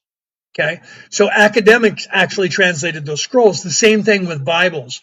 Most of your theologians, right, which my brother just graduated and got his bachelor's degree in theology and ministry. He graduated like last week. I love my little brother for doing that. He's starting to realize this too. So in theology, same thing. If you want to know about a religion, you have to actually dissect it. But here's the problem with most theologians. They get caught in chasing a scroll. They see the fact that, like, say, Noah and Enoch and a few others, that flood seems to be talking from the same perspective of the same person, till you actually get to read about it and find out that they were actually different people who were related to each other. Okay, they were like great grandparents, of each other. People don't realize that. So there was more than one deluge that happened, and there was a conversation about it. But you also have to realize that some of those stories sound familiar, like the story of Adam and Eve. Then you have the story of Adama. Then you have the story of Adapa. Okay. And people say, well, they just must have copied it from that older scroll, right? So therefore we have to find the oldest scroll. And you get caught in that, and you don't actually look at what it is that you're trying to figure out. What is the message that is the scroll? No one looks at the message to find out, is it the same message, or did they borrow it? Did they claim they borrowed it? Is it another version of the same storyline? You have to look at those things to find out. Sometimes it's a little bit of both. Sometimes that it is a direct translation that they used when they were putting together their Bible, because people do that. For instance, the Bible that the Scottish have, it's called the Colburn Bible, Colburn with a K. And the first 7 books from the Colburn Bible are scrolls that came out of with Moses in the Exodus. Moses didn't have them, but priests did. When there was the Exodus, the priests took a whole bunch of scrolls with them when they left, because they were going to start churches when they got back to Israel. Okay, so the priests had these scrolls, and some of these monks found these scrolls at some point later in the future when they were looking through everything. They took those scrolls back to Scotland, and they realized that the stories that were in those scrolls, which the Egyptians say we didn't write, they came from a societal structure far before ours. So we're looking at not post-dynastic but pre-dynastic Egypt, which would suggest the time of Atlantis. Okay, so we're talking about 35,000 years ago to 77,000 years ago now, not just 12,000 years ago. Those of you who are not nerds, you probably don't care about what I just said, right? So you actually have that stuff, right? You have me on speaker to keep your hubby away. That's hilarious, right? You should have seen his eyes roll. I'll bet, right? He's probably 3D. It's okay. It's not his fault. He's not expanding his consciousness yet, so he thinks I'm a cuckoo cuckoo. It's all right. Someday he'll be me, but right now he's not, right? And in this life, he may not ever do this, because he may not be doing that in this lifetime. And it's okay. There's nothing wrong with him. It's just that's where he is in his belief, and he thinks I'm crazy. Some of my family members think I'm crazy too. My brother thought I was crazy, and now that he's a theologian, he's gone, maybe my brother's not as crazy as I thought, because now he's looking at religion. Right, he's looking at the religious history and the religious scholars. Okay, so once you start to study this stuff, it becomes more difficult, because you start finding that out. So if you start chasing the scrolls, okay, then you're just going to knock down trees trying to find the forest, and you're not going to actually take the time to look at the scrolls and go, what do they actually say? what is it that they're actually trying to tell us? Who cares how many times they're copying it? We keep, as we're looking at their copy, let's see what their message is. And then we look at the other copy that they may have borrowed that from. And what's the message they said and where did they get that from? So if you're going to chase the scroll, don't just chase the scroll, chase the content as well. And see how that evolves, okay? And when you do that, a true prophets demand nothing, true theologians demand nothing, right? Is it challenging? Yeah, it's very challenging, right? You're talking about the husband, I think is what you're saying, right? Ark of the Covenant, yeah, right. Well, it looks like now there might have been more than one Ark of the Covenant, Josh, not just the Ark of the Covenant, but it looks like, according to the Templar Knights, I'm a knight, but I'm not a Templar knight. I'm a Columbian knight. But the Templars claim that there might have been 120 of the arcs, right? So they're investigating that now. We're all trying to figure out how many arcs there were, right? And what's in there, right? Inner testimony, Josh, absolutely, right? I'm at that, stepping over the whole threshold of what is that? Autograph? No, someone who thinks, when you get to that, just the pondering. And this is why I use Socrates, and I quote Socrates. When I talk like this, I tell people, don't believe a word I've said, right? Don't believe a word I've said. Go and research it for yourself. Why is that important? Socrates, when people ask Socrates, what makes you think that, or why do you think that? He said to people, don't believe what I say. I can't, and here's your quote, I can't make you believe anything. The only thing I can hope to do is to get you to start thinking for yourself. That's like 4,000 years old. I love that. And so if you're starting to think for yourself and asking questions, then that means that you have listened to people like myself enough around the world to where you started thinking for yourself, or you already were to begin with. You were already questioning your reality and questioning the world, and you just happen to run on and find somebody like me, and you listen even more, right? So you have to realize that stuff. My poor wife doesn't look like she's feeling good at all. Yeah, she's sitting over here now. She has a heating pad on her little tummy, and she's not feeling good, right? So the good thing is asking questions. When you ask questions, that's the best thing that you can do. I love you very much. That's the best thing you can do, because it is the beginning of the end of their control over you. Okay. Once you start asking questions, you will then start piercing the veil. You'll start being able to see through the cracks in that veil, because you're not going to just be fed shit. You're not going to be a mushroom anymore. And, because that's what they do, is they treat you like a mushroom. They keep you in the dark and they feed you full of shit. Okay. So that's what they do to all of us. They keep us in the dark and they feed us full of shit. Right. So once you start questioning everything, it changes everything about you, because when you ask a question, you're going to get more questions. Your answer is going to be more questions. And you're going to then go, huh? Right? So I tell people all the time when they go, you don't know what you're talking about, I always say, prove it. Go and look it up. Prove it. Prove I don't know what I'm talking about. And on my podcast, I tell people all the time, and we're filming this for my podcast right now. So this will be on my podcast later today, okay? Or tomorrow, depending on how long it takes me to convert the file over to an MP3 and get it out there. So it'll be worldwide. I tell people, if you can prove me wrong, I'll have you on, and you can tell the whole world about it, right? So it's true. Thank you, Laura, for that. Laura said, great analogy. Thank you for that. That's not mine. I didn't invent that. Right? I borrowed most of that, right? And didn't plagiarize it, but I borrowed most of it, because plagiarism was trying to tell you that was my idea. The only part of my idea is the first quote of this book right here, my book, The Reality About Reality, Returning to the Old Ways. Religion recruits you, spirituality waits for you to find it. That's actually mine, right? So literally you have to realize that by questioning even me, you're going to get more answers for yourself, because the second that you start going down that road is the second you're going to open up the possibilities for everything, right? We have these cell phones in our hand. Do you know what this is? This is access to the entire knowledge of the entire human existence, right in this phone, okay?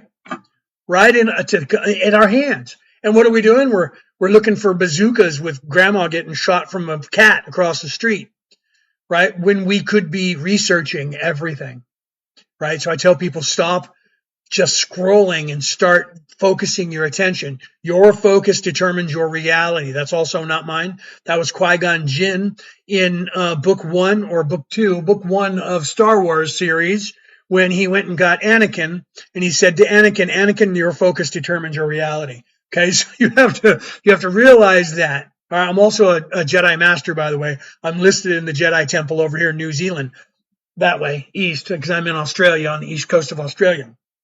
Okay, so I'm also a Jedi Knight and a Jedi Master listed in the Jedi Council in New Zealand. So you have to realize that philosophical thought, that ideology, is a great allegory for the brain. Question everything. Your focus determines your reality. So if you want to wake up, if you want to get out of here, you have to make that your focus, right? Somebody last time I was live asked that question. The video is up here on the sites like 2 or 3 days ago. Might have even been, I think it was just yesterday or the other day. Day after that, I added that to the thing, right? So how important is our focus, or how important is our what we focus on? 100%, 100%, because your focus determines your reality. So if you focus on nothing, you're always going to get nothing. If you focus on negative, you're always going to get negative. So if you focus on politics, that's all you're going to see in the world. If you focus on the devil, that's all you're going to see in the world. If you think that the Antichrist is running the world, that's all you're going to see, because that's what your focus is on. Okay. So if you want to change your reality, look within yourself. And, Carl Jung, right? Do shadow work. You have to have the dark night of the soul, and you have to become less subjected to yourself and be objective of yourself or with yourself. So that means to be true to yourself is to be honest. So to be honest is then to focus not on who I think I am, but who other people see me as, right? So what do people see me as? So do I want to be what they see me as, or do I want to be what I think I am? So if I think I'm a good person, I need to have them think that I'm a good person. That means if they don't see me as a good person, there's something about me that I don't realize that they're looking at that's wrong. So yeah, see, Brooke is back there talking about, right? Positive affirmation. She said, I am, right? I am positive affirmation. She's giving you a positive affirmation by telling you how to say that. I am a positive affirmation, right? And your focus determines your reality. She's reminding that, right? Where your attention goes, energy flows. I love that, Michelle. You're absolutely right. Where your attention goes, energy flows. So intention, intention, intention. We also teach that, right? I'm also a Merlin. That's hence the Merlin in the Merlin and Maeve, right?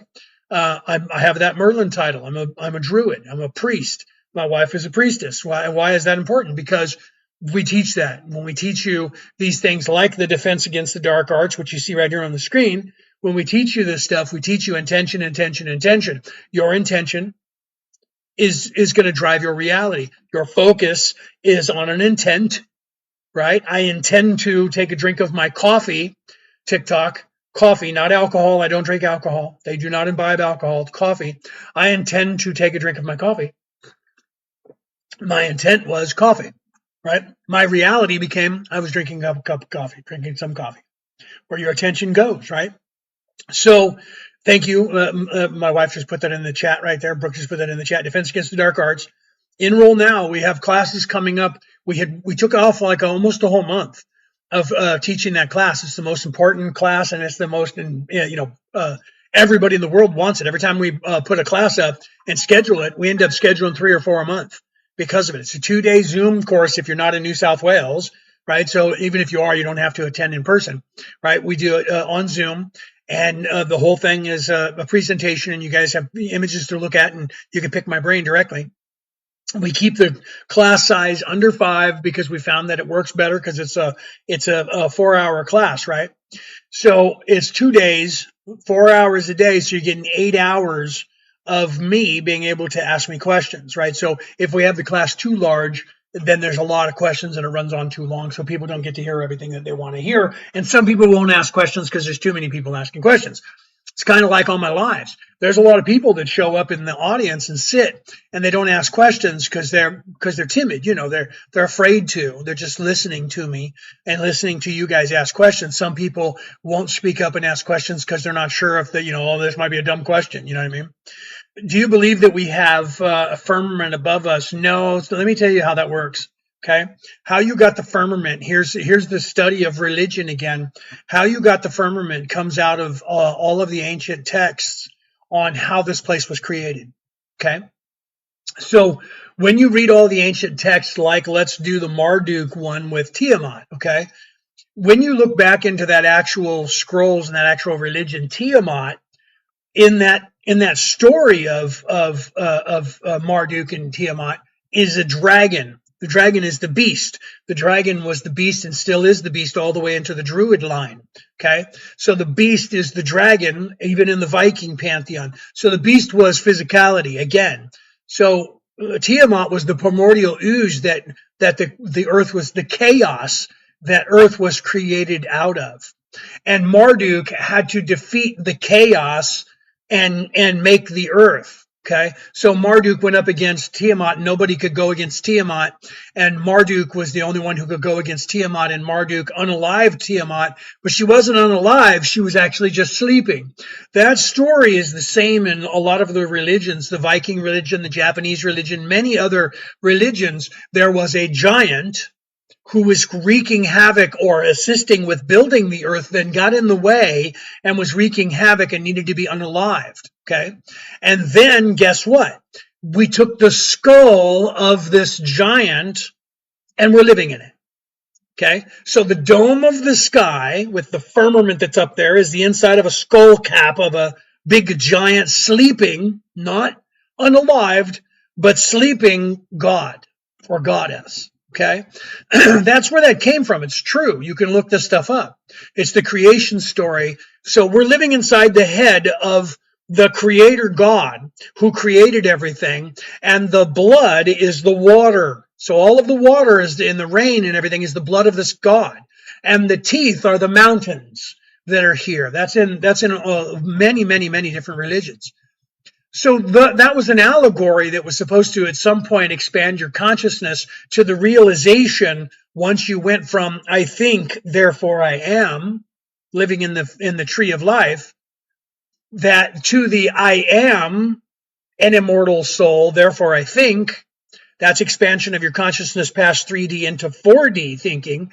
Then when you move into 5D thinking, you're supposed to realize, wait, all of this is just happening in the mind of the creator, in the head of a sleeping giant God who created everything. Okay, so all the people, as time went on, quickly expanded their consciousness. Even the Greeks did, expanded their consciousness and went, oh wait, okay, so the dome of the sky was the dome of the inside of the head of the God. So the earth isn't actually flat. We're not inside of a dome. The earth is actually round. And then they did tests. They did scientific research that you can look up, okay, in history to find out that we're not inside of a dome, that the earth is actually round. It's just one generation of people today, generation Y or Z. Those of you who were born, your age group is right now about 43 or 44 down to about 27. You're the largest population of people who think we're in a flat earth and that we have a dome of the sky there again. And even the guy who came up with that theory, that's your guys' boss, who believes that the earth is flat, the flat earther boss, there's a video of him where they proved, you can tell by looking at him, that he's lying and that he doesn't believe the earth is flat either. But he's making a lot of money off of you guys believing that it's flat. Okay, so yeah, the mountains are the titans. Yeah, so literally, you're in the mind of the creator, and the mountains are the teeth, and the mountains are the thoughts. Everything that's happening in this reality is the thought of the sleeping, dreaming God. Because that's what's happening. If you expand your consciousness enough, all of this is happening in your mind and my mind and our collective consciousness. Our collective consciousness makes up the consciousness in some fraction, a fractal of the creator itself.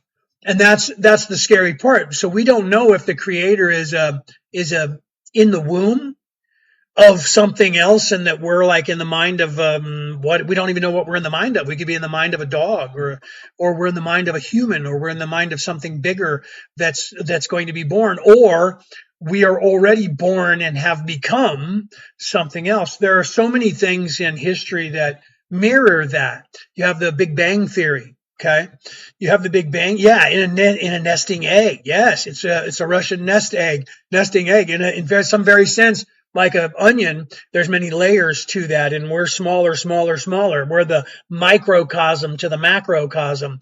We're the as below so above, or as above so below. We're the tiny fraction that is the we're created in the look of the creator, right? So in some ways, are we humans what the creator looks like? We don't know for certain, but we do know that if you could look at the way that it was talked about, was it designed that way for us because we're humans?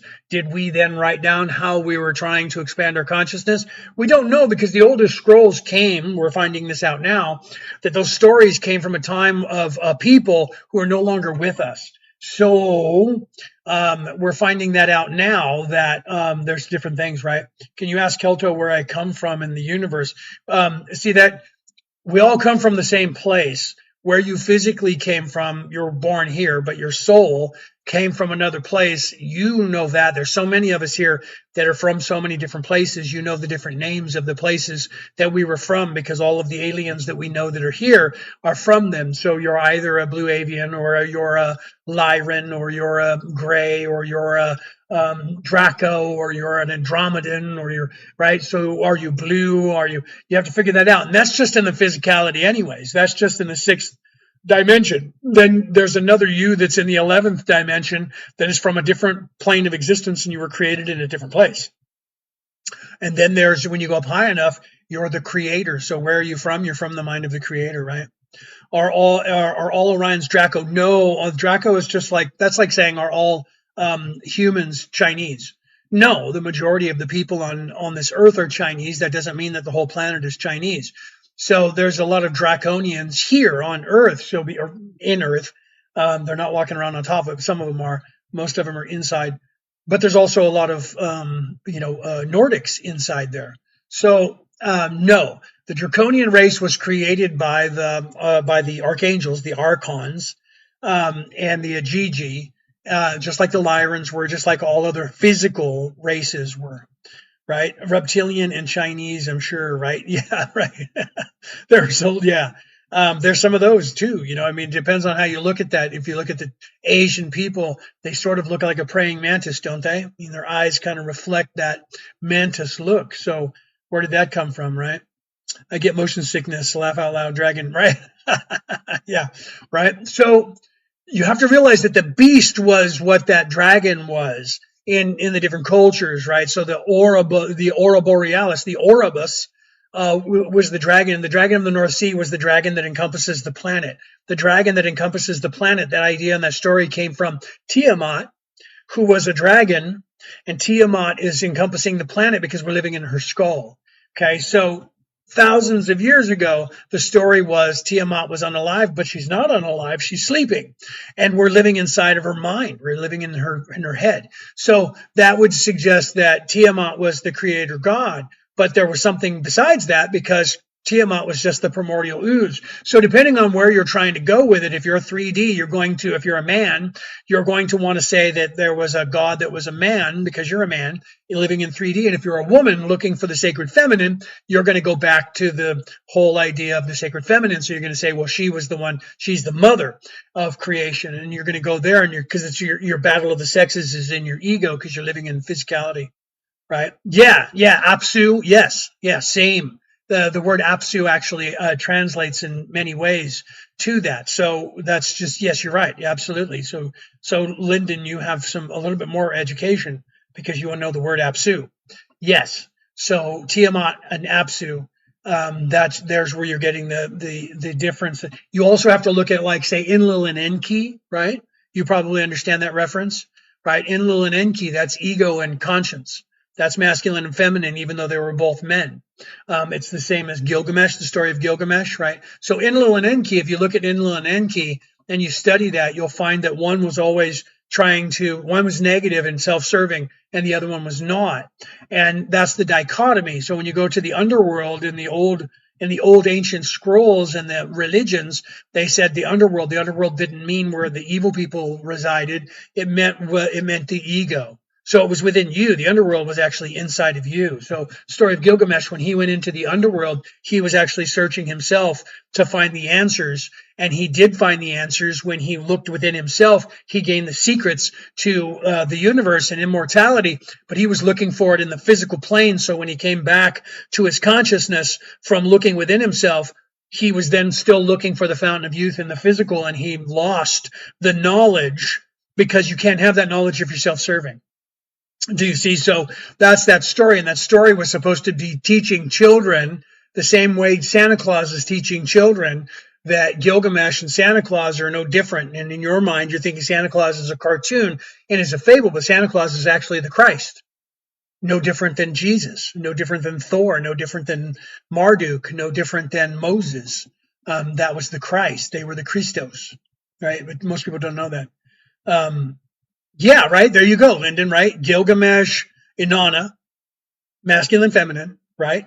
Yeah, and you're looking at that. Osiris and Hathor, masculine and feminine, equals. Not, so if you look at the Roman, the Greek, and then the Israeli God pantheon, they became very monotheistic, even though the Greeks and the Romans had polytheistic. They had many different gods, masculine and feminine. Zeus was in charge, Osiris was in charge, ultimately the man was in charge. So that's why they were male dominated religions, and that's why their societal structures were warlike. Same thing with the Israelis. There is only one God, and because of there's a masculine man, there's no feminine. The Israelis are warlike, and they always have been conquering. They were conquering people. They were conquering people. Still are. The Christianity is the same. It's based on, so is the Muslim religion. Muslim religion is based on the book of Moses. Christianity is based on the book of Hebrews from the book of Moses, right? And those religions are warlike. That's why all those religions have been warlike for the last 2,000 years. And the Hebrews before that. All of the religions that have survived are masculine, male dominated, but there's some that are feminine as well. If you look at the Viking, they want to paint that as the Vikings were just marauding, raping, pillaging, conquering men who were just bravado. They weren't. They were actually masculine, feminine. Women were equal. That's why the History Channels, even for their misgivings, their History Channel, when they did the Vikings, they showed the women fought with them. There was just as many women as there was men on every expedition. That was real. Okay, so that wasn't just men going out a Viking and raping and pillaging. The women were going too, and they weren't doing it because they wanted to conquer the planet. They just wanted to be farmers, and they were looking for land. And whenever they found it, they would settle. They had settlements. They didn't continue conquering unless somebody made them mad. Somebody pissed them off by attacking them, and then they would go kill everybody, right? So that's what I'm here to do, Fruity Loops. That's what I'm here to do, Fruity Loops. I'm here to get you to start thinking for yourself and answer your questions. Right? And I'm not coming at you from a third dimensional construct. That's why I channel my higher self, Kelto, which is right here on the screen. That's why I channel me, my higher self, Kelto from the 11th dimension. I give you the information truly because I am unveiled. I do not have amnesia like you do. My third eye is wide open and has been. I remember being in the womb. I remember every life that I've had from this one all the way back to the Creator. Okay. Society's not falling apart. I don't even know what to call you, right? Because you have all those symbols. I love that, right? So I'll call you ARF, right? So society's not falling apart. Society's actually better off now than it was. And people are like, no way. And I'm like, okay. So Socrates, 3,500 years ago, said, 4,000 years ago, he said, I think the earth might not be flat. It might be round. They convicted him and tried him in court and found him guilty and made him drink poison to die, okay, because of that thought. So they don't do that today. You can say the earth is flat. I can say the earth is round. No one cares.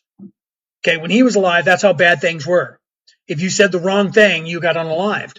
Okay, so then let's go forward from that to 2,000 years ago when Jesus was walking around. Jesus said, you don't have to go and sit in their box. God listens to you and he hears you. They strung him up, tried him in a court, strung him up and nailed him to a cross and whipped him and beat him for that thought. We can say that now and no one cares. The world isn't getting worse. It's not coming undone. What is coming undone is Galileo even. What is coming undone is this caste system that they put in place some 12,000 years ago and solidified in the last 2,000 years as hard as they could to keep people from waking up. That's what's coming undone.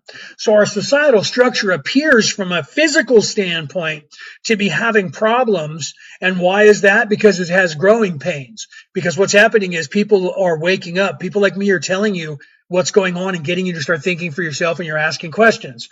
And in doing so, they're losing their control over you. Okay. And because they're losing their control over you, they're getting more desperate for us to be back asleep. Okay.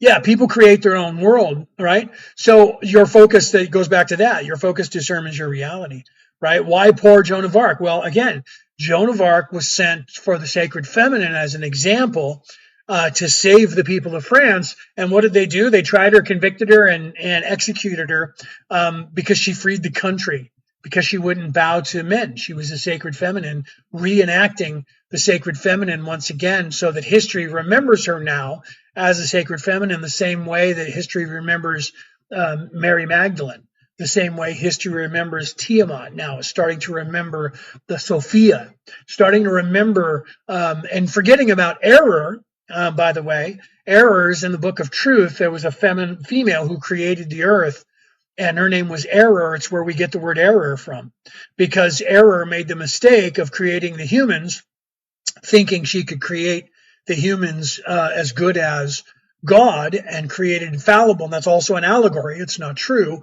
But it did say in that scroll itself that if she did create the humans, it wasn't out of arrogance, because God allowed her to do it.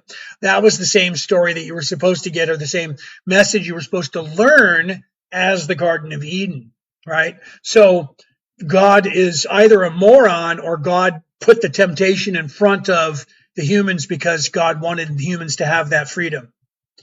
Okay, so the church who's trying to control you said, it's your women's fault because you guys ate the fruit from the tree of life, and convinced Adam, and he was just so innocent, little boy, would have never eaten that fruit, but you evil women ate the fruit. And that was just their taking control of the feminine and pushing it out of the way. That entire storyline wasn't written that way originally. Okay. I just remembered that she rode at dawn and was she was a badass. But if you look more at what she did, she spoke to God. God was talking to her. They thought she was crazy because she spoke to God. She spoke out loud to God. So they thought that she was nuts. But yet when other people talk to God, they don't think that they're crazy. But in the modern day, if you talk to God, you're crazy. So like, when Braveheart came out, and you have, what's his name, O'Neill, the crazy guy who showed up and was talking to God, the crazy Irish guy. Everybody said he was crazy because he was talking to God out loud. So we pray to God and we do it to ourselves, and it's okay. If we whisper to God, please help me with this, we're not cuckoo, cuckoo. But if we look up and go, yes, Father, I'll ask him. He keeps saying, don't, just quit changing the subject and answer the fucking question, right? Because he said, if I fight for you, I get to kill the English, right? So you have to realize that perspective, again, perspective, and those who write history are those who conquer. So originally they painted her as evil because she was a woman who was creating freedom for women and free thinking for women. So they had to get rid of her. But now she's like a hero to the French people. Why? Because at some point the French people embraced her, but she had to be gone at the time because the witch's hammer was around at that time. And that book was teaching men how to shut up free thinking women, because you can't keep the world under control if the feminine gets involved, because the feminine will expand your consciousness into the feminine realm, and then they'll lose control over the people. So they had to keep you women silenced as long as they could. Okay. Right. So instead of the first sin, yeah. So the original sin wasn't that. The original sin. This is like when they say the fall of the war in heaven. That just didn't happen. The war in heaven. Heaven is in your head. Heaven is in here. Heaven is, the actual word for heaven actually meant the heaved up place. It meant here. The heavens were in your mind originally, but they took that part out and told you that the heavens were somewhere up there, because God's up there. Caste system again. God's up there. You're nothing. You're a little piddly ass, little teeny human down here. You have no control. God's in control. God does all the willing, and you guys just have nothing. Shut up, sit down, and do what you're saying. Oh, you believe in that Savior guy? Yeah, he said, wait here. He said, wait here, I'm going to get a bus. I'll be back with a bus. So that way they have you just sitting down and you just keep waiting, and you'll be rewarded in the afterlife. So they have you do what they want you to do. Here, strap this on, go over there and pull this cord and unalive all those people, and you'll get 100 million virgins to have sex with every day and in the afterlife. And you believe it because you're a child in your mind, and you run over there, right? So let's see. Hold on. Let me see what you're saying here, Lyndon. I was wondering if the Eden story was an allegory. It was for the souls falling in duality. No, that's exactly what it was supposed to be. You're actually right. For the experience, yes, you're exactly right in that. Right. No matter the experience, the story was originally the fall of Babel. Every fall that you hear from any religion, and it's over and over. So even in the same religion, you hear about the fall many different times, right? Babylon falls. You hear the fall of David. You hear the fall of the human existence, eating of the tree of life. All of those stories were just allegories to teach you that we chose to come here. Eventually, you were supposed to expand your consciousness to the realization that we came from that source, and we volunteered to come down here and mind wipe ourselves so that we could have all of this. We were bored up there as the creator. We're pondering, who am I? What am I? Where did I come from? Okay. So as the creator, we are all the collective consciousness of the creator, and all of this is just happening in the mind of the creator. So that's the truism. That's the 5D thinking of this reality, of the realization. And people say, is there any physical proof of that? There is, and science hates it, right? So the science says that the Big Bang Theory is how the universe started, okay? And I agree with them, and I say, you're absolutely right, it is, right? So there was nothing, and then there was light.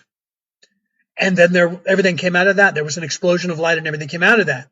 And then they go, oh, here we go, your Christian God. I'm like, no, yeah, okay.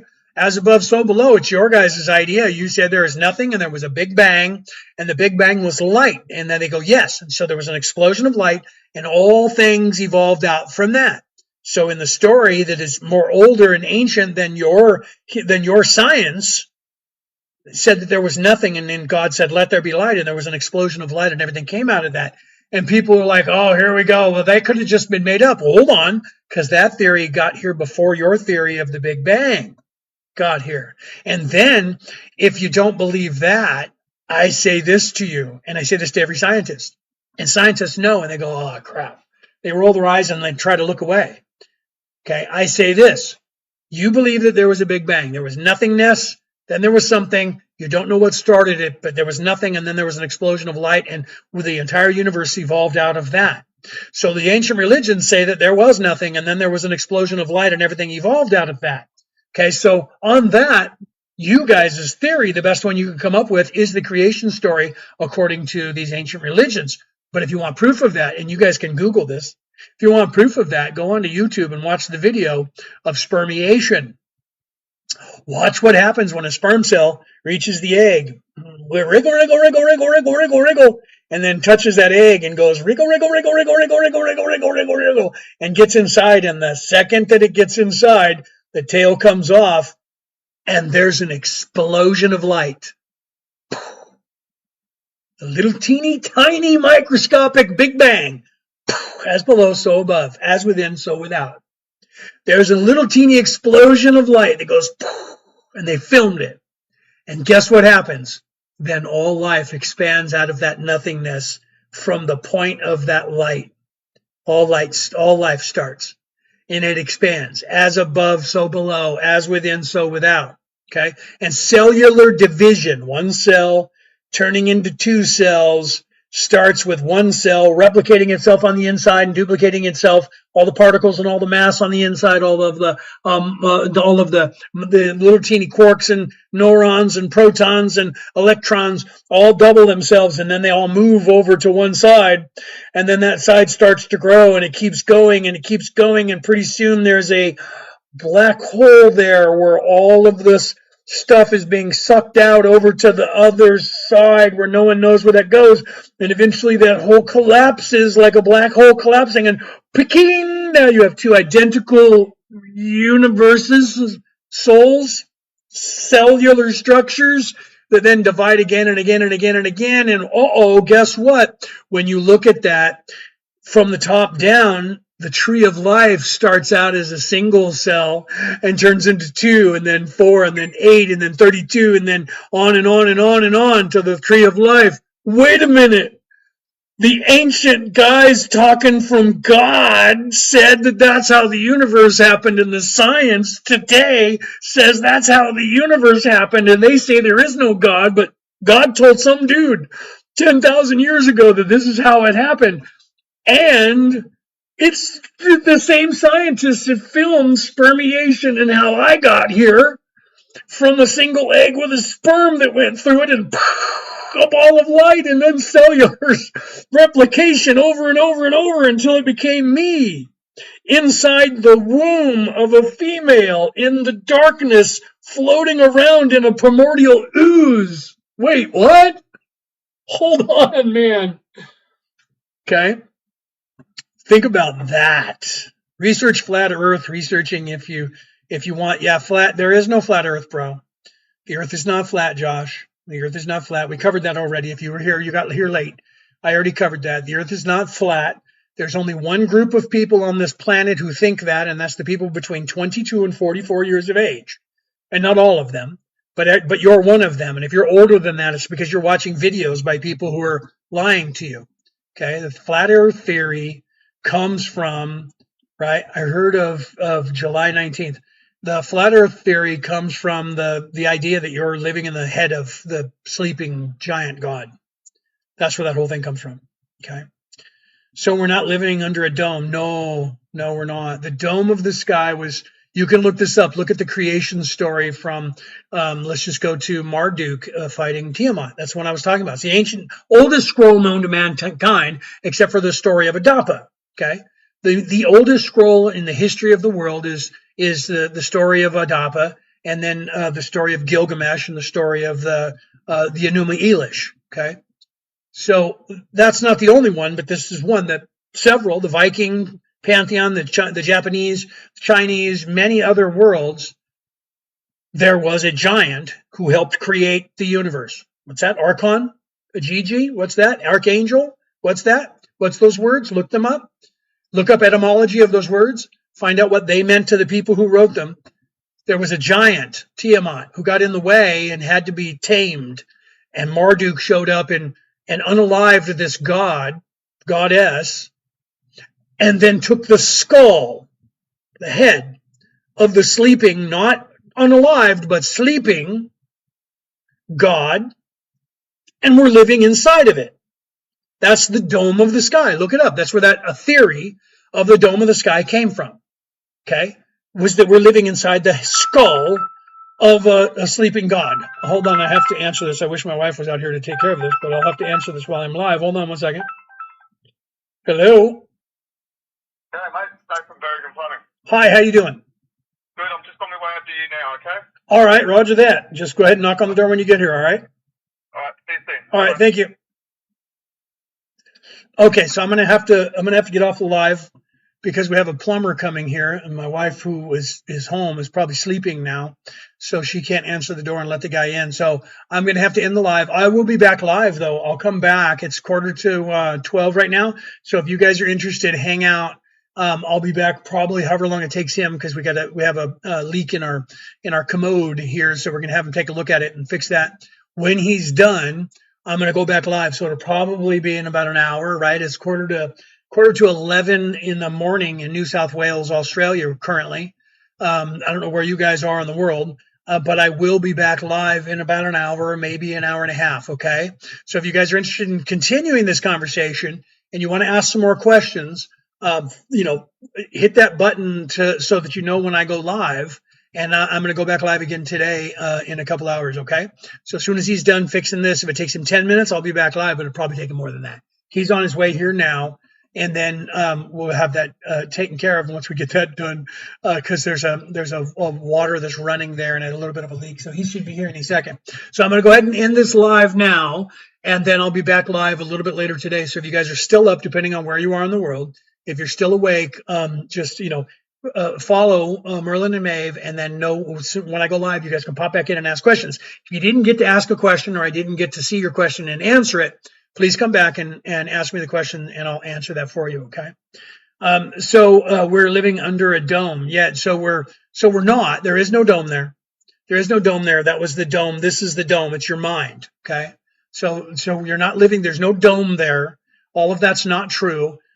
Think about this. How many people? I'll do this real quick because he's not here yet. Think about this. There's like almost 9 billion people on the planet today.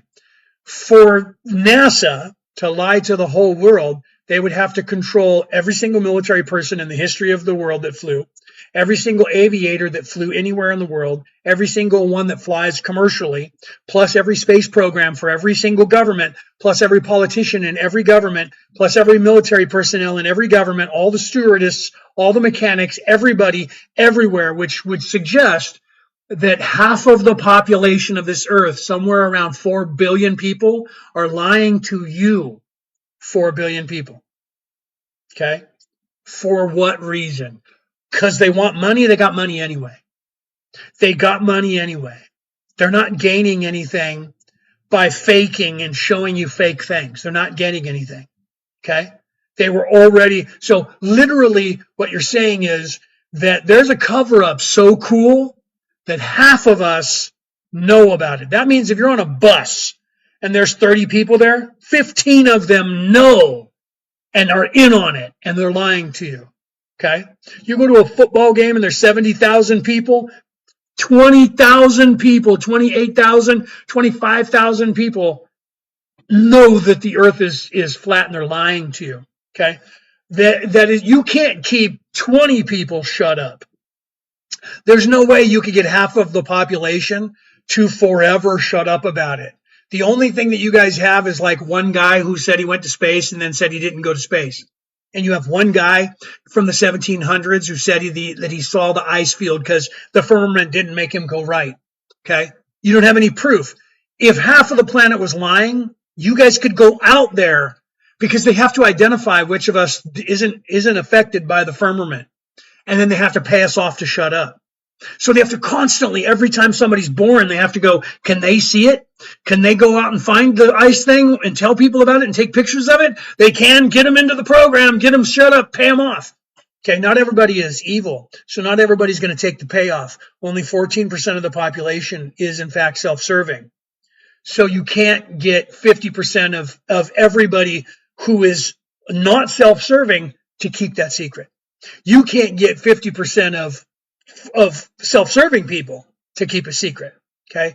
So it's just not going to happen, right? No, you can't say it's only the CIA because the CIA is only the American government. There are 186 other governments with 186 other spy programs. Okay. Just because you're American doesn't mean the world revolves around you. I was born in America. The world doesn't revolve around you. There are free and sovereign countries with their own programs. So the CIA would have to literally control half of the population. Not happening, bro. Okay. So it's just, you can fantasize it all you want. And I'm not here to convince you of that religion. If you want to make that your religion, you can make it your religion and say the earth is flat, and you can sit down right here and wait for Jesus to come back with a bus. Because it's not going to happen. And the only way you'll ever know that the earth isn't flat is one day you'll get out of here, but you won't be able to tell yourself about it. Because when you come back down in here, you're still going to be in 3D, right? So yeah, Project Fishbowl's bullshit. All of those projects that you hear about are given to you. They're fed to you. Okay? Project Blue Book, Project whatever, they're all fed to you. If you listen to the ancient aliens people and any of those people who say they're insiders, they are the ones that are controlled by the government to tell you what they want you to believe. Okay? Dr. Stephen Greer, Giorgio Tsoukalos, all those people. Okay? Those people are the ones that are making millions of dollars off of you thinking there's aliens and waiting for disclosure. Okay?